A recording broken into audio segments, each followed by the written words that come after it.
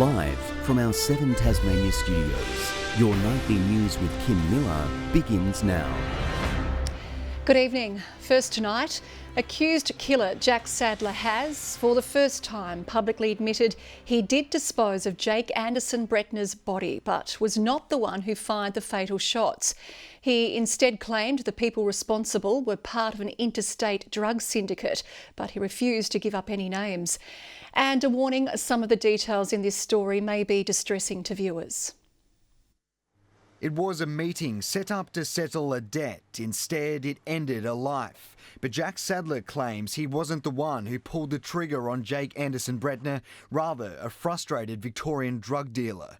They pointed the gun at both of us, then turned the gun on Jake and shot him. How many rounds? Multiple times. This the climax, he says, to months of growing hostility and agitation between himself, the suppliers and Anderson Bretner, a man he vouched for, as the victim's cocaine debt mounted to high six figures.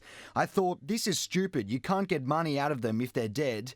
On the stand for the first time since his arrest almost 3 years ago, Jack Sadler claimed he was ordered by the drug bosses to clean up his mess. When he asked how, he was told, do what we do, cut up the body and get rid of it. But when pressed on who these people were, the 29-year-old refused to give up any names for fear of his family's safety. Because people's names, whereabouts will be checked.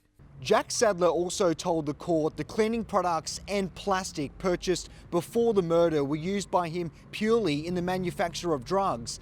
When questioned if it was a mere coincidence, those items were also used in the disposal of the victim, he replied yes. His spiralling cocaine use and growing frustration with Mr. Bretner were also detailed, but when asked if he had motivation to kill him, he replied, I was angry with Jake, but we were still friends. Garth Burley, 7 Tasmania News. A Tasmanian police officer suspended after being charged with assault has today fronted court in Launceston. 50-year-old Todd Apted from the Northern District pleaded not guilty to all charges, including perverting justice. The offences are alleged to have occurred in Unum last year. He has been committed to face the Supreme Court in July. A World War II pistol and a rifle with a bayonet are among dozens of firearms handed in over the weekend's amnesty. Even 25 years since gun laws were tightened, police say they are still destroying thousands of weapons each year in the state. Police were gunning for a good response and they got it. More than 50 firearms were surrendered and 40 kilograms of ammunition over the weekend. People that have them and have had them for a long time, they haven't bothered to register them, unfortunately, many years ago. And when they jog their memory, they go, it's really not worth having them in the house. Some have historical value. A World War II pistol was among the haul, along with this military rifle with a bayonet to boot. Although the weekend's amnesty was a deliberate call to arms for those with firearms, you can hand them in to police any day of the year. The amnesty does run 365 days a year, but we found that when we do specific advertising around events such as these, we get a really good uptake. 25 years after Australia's tough gun laws came into play, Tasmania still destroys around 3,000 firearms each year. I think back then when the laws came in, a lot of people held their guns and thought we would register them later. As the years gone by, this hasn't occurred. There's been some guns in a shed, in a cupboard, and eventually they just bring them in and hand them in because it's a lot simpler. The next target is the Northwest Coast, where police will ask gun owners from Devonport to Smithton to hand theirs in. Tom Johnson, 7 Tasmania News. An outcome on the leadership of the Tasmanian Labor Party is still weeks away. In a closed-door meeting, Anita Dow was appointed Deputy Leader unopposed. Now David O'Byrne and Shane Broad will go head-to-head for the top job. Facing off for the leadership of the Labor Party, David O'Byrne and Shane Broad both throwing their hats into the ring. I think there will be a contest of ideas. I hope that it's a robust debate but a clean fight, and we'll see how it rolls. The Braddon MP made his intentions clear for the first time today, while acknowledging he is the underdog.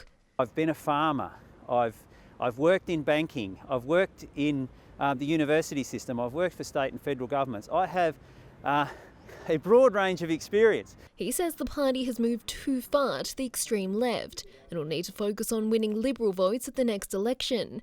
David O'Byrne also making his pitch for the future of the party in the closed-door meeting today. Internal politics don't really matter to Tasmanians. What does matter is the health service and their access to emergency or access to ambulance, to access to a whole range of services. Meanwhile, Anita Dow has been elected deputy leader unopposed and will now serve as acting leader until the result is decided on.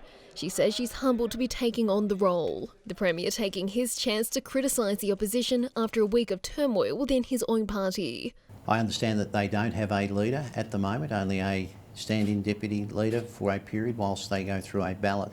Look, once again, it appears that Labor's in chaos. The Labor Party has a democratic process. It is far from chaos. It is a way to engage our membership. It will now likely be weeks before the battle for the top job is resolved. The leadership will be decided by a ballot, with party members set to have their say. This is a historic day where, for the first time in the Tasmanian Labor Party's history, the rank and file members get to say about who their state parliamentary Labor Party leader is, and I think that is nothing but a good thing. Now a long wait for a final result. Meg Sides, 7 Tasmania News. And following on from that story in developing news, the Parliamentary Labor Party today unanimously voted in favour of a motion of no confidence in the party's president, Ben McGregor.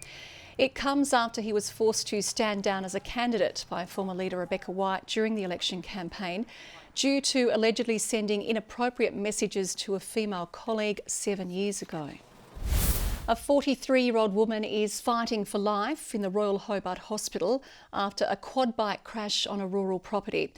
Emergency services were called to Elderslie yesterday afternoon after receiving reports an ATV had rolled. Police say she was not wearing a helmet at the time. She was airlifted to hospital with serious injuries and remains in a critical but stable condition. Tasmania's COVID-19 vaccine rollout has reached a major milestone, with more than 100,000 doses administered in the state. The state government says Tasmania is leading the way. 19% of the population has received their first dose, compared to the national average of 13%. Around half of all Tasmanians aged 70 years and over have already received their first dose. Almost 30% of our 50 years and over population have received their first dose. But it's still a long way from the state's target. The Public Health Director says at least 80% of Tasmanians will need to be immunised to limit the spread of the virus within the community.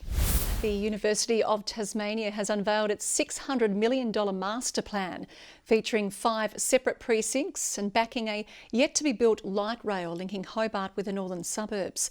But the university is tightening its grip on its Sandy Bay campus, committing to converting the land to housing. With its wide open spaces and abundance of greenery, this is the vision for Tasmania's Southern University campus. The uni's assignment is to sell it to the public. This will potentially very substantially enrich that whole part of Hobart. 5 individual precincts make up the plan, with the crown jewel being Midtown, housing most of the uni's faculties. The vision leans on better public transport, including light rail finally being given the green light. We'd love to see a dedicated high-frequency, high-capacity transport corridor, and we really need to get going with it. As for Sandy Bay, UTAS plans to keep the land but turn it into residential and retail space. That provides the full range of housing options that Hobart obviously very urgently needs. The $600 million project is moving forward after UTAS landed the final piece of the puzzle, the Freedom Building on Brisbane Street. It'll see an influx of students moving into the CBD. If we want a city that's thriving and growing, congestion is something that comes with it, but it can be avoided if we have good public transport. UTAS hopes to move into its inner city home by 2030. Tom Johnson, 7 Tasmania News. 3 Tasmanian charities have come together to celebrate National Volunteer Week and raise money for an important cause. The Hobart City Mission and Migrant Resource Centre joined forces with the Cancer Council to host a biggest morning tea event in Moona. What a wonderful opportunity to say thank you to volunteers for Volunteer Week, because all the 3 organisations here today, we couldn't survive and achieve the outcomes that we do, because if we didn't have our volunteers. You know, you're helping the community as well as sort of helping me as well, not being so bored at home, and yeah, I just love it. Biggest morning tea events were cancelled last year due to COVID. This year, the Cancer Council is hoping to raise $200,000. An instant multi-millionaire from Devonport plans on building his own motorbike track after landing a windfall in the weekend's Tats Lotto draw. The lucky winner says he was half asleep when he received the call and needed some time to let the news sink in. He was one of 4 Division 1 winners, netting him $2.5 million from a ticket purchased at Waterfront News and Lotto on Devonport's Best Street. He says he plans to also buy a new bike, which he'll need to make the most on his personal track. Children have had a spell from the playground by painting part of an alphabet-themed mural. Those in South Launceston's Stewart Childcare Centre put their handprints on the Taswater tank on Watchorn Street. 7 street artists had created the rest of the artwork entirely from spray paint over the weekend. We've done an alphabet theme for the kids so they can come along, you know, have a look at the M. Oh, there's a moon, stuff like that. So yeah, we've brightened the whole tank with the alphabet. This is the 10th tank to be painted across the state, while many smaller pump stations have also received the colourful treatment. North Melbourne will challenge Taryn Thomas's one-match suspension. The Tasmanian bagged the match-sealing goal against the Hawks in Launceston on the weekend, but it is this hit which has him in trouble at the tribunal. Match review officers assessed the contact as careless and medium impact, resulting in the 1-game ban. We'll turn now to the Cripps TSL Player of the Year votes after round 7. North Launceston captain Jay Foon was top pick in his side's demolition of Glenorchy over the weekend. Clarence's Tyler Penwright kicked 2 goals and earns 3 votes after the Roos' 1-point win over North Hobart. And Launceston's Jake Hines continues to be the front runner, another 3 votes from the game against Lauderdale. It means Hines is now 5 votes clear of Jay Blackberry and Jay Foon on the leaderboard. Riley, Norton, Davis, Clifford and Reardon are still locked on 5. Tasmanians Riley Meredith and Matthew Wade are Caribbean bound after being selected in an Australian squad to tour the West Indies. The pair was chosen as part of a 23-man squad for the limited overs matches in July. However, Tigers batsman Ben McDermott has been dropped, along with Ashton Turner and Daniel Sams. Good evening, welcome back. 14 degrees today in Hobart. Launceston had a top of 16 after a chilly start. 13 in Burnie with 14 degrees in Devonport. Temperatures dropped across the state. 14 was the high today for Cressy, St Helens and King Island. 13 at Low Head, Smithton, Wynyard, Campania, Bushy Park and Strawn. Fingal and Grove hit 12. 11 for Sheffield with 3 degrees for Lyweenie after a chilly -2 degree start. On the satellite, mostly clear skies over the northeast of Tasmania, some cloud over the west, low cloud over southeastern Australia and a band of mid to high level cloud over WA, the remainder mostly clear. Tomorrow shows a westerly stream over Tasmania as a high moves over Victoria and New South Wales, a trough lies over WA. Westerly winds 15 to 25 knots, reaching 20 to 30 about the south, tending west to northwesterly later with seas to 3 metres. There's a strong wind warning current for southern coastal waters from Tasman Island to Low Rocky Point. And there's also a frost warning current for the central north and the Midlands forecast areas. 17 degrees tomorrow in Hobart, 16 for Adventure Bay, 11 for Tarraleah, 17 in Launceston and Devonport, 16 at Bridport, cloudy throughout, 15 in showers in Burnie, Strawn and Marrawar, with a sunny day and 17 at St Helens and Swansea, 16 for Whitemark. Fine on Wednesday apart from some showers about the west and the Bass Strait Islands. Morning frost for the central north. Showers in the north and the west on Thursday. Light showers possible elsewhere with showers extending statewide on Friday. Around Australia, 24 tomorrow in Perth, 19 and sunny for Adelaide, 17 in Melbourne, 14 and frosty for Canberra with 20 degrees in Sydney. And it's 10 degrees, a few clouds in Hobart, clear in Launceston, 8 degrees and 9 in Devonport. Thanks for having me here, Kim. Murph didn't leave his list, so no dad jokes from me tonight, sorry. That's okay. They're bad dad jokes too anyway. So that's all your news for this Monday night. I'll be back later with updates. Thanks for your company this evening. Good night.